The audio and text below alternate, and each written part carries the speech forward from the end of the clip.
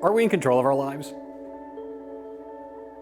It turns out that 99% of our behavior is based on unconscious habits and how we feel. If we feel it, we do it. If your kids have ever learned how to play an instrument, you know the first few months can be excruciating. And remember what it was like when you first learned to drive a car? It's not until conscious behaviors become unconscious habits that you go from learning music to playing music. From white knuckle driving to listening to the radio, talking on the phone, and not being quite sure how you got to your destination. Don't do that. And what about bad habits? At 34, when I worked at AOL, I smoked a pack of cigarettes a day and I weighed 330 pounds.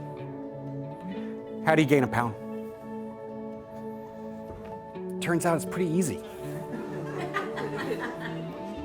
Over the course of a month, it's adding just a little over an extra 100 calories a day. And that ain't much. It's most of a bottle of beer, or a handful of tortilla chips, or a third of an avocado. I mean, seriously, who has a third of an avocado? You know what goes really great with most of a bottle of beer? The rest of the beer, maybe another one, a bag of tortilla chips, and guacamole from all of your avocados.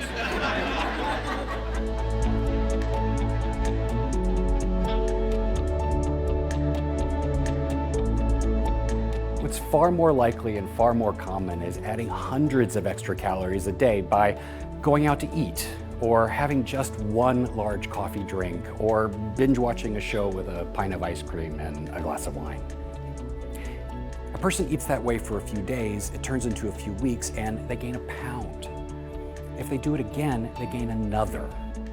Until by the end of the year, they've gained 12 pounds. And by the end of the decade, they could have gained 120 pounds.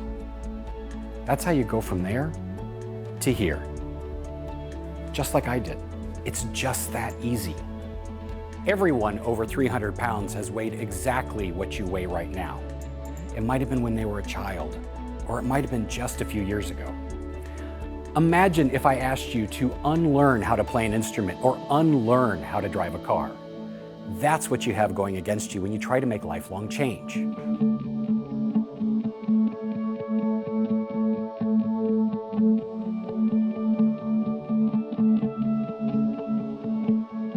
What about feelings? Until the joy of change outweighs the pain of staying the same, you're going to keep on doing the exact same thing over and over again. It's automatic. You can't help it. Or can you? It turns out that change is not a one-way street, it's a two-way street. If you make small conscious changes to habits you're already doing, you hijack the habit and change the feelings. And if you change the feelings, you hijack the habit. If you feel it, you do it. And if you do it, you feel it. That's how you make lifelong change.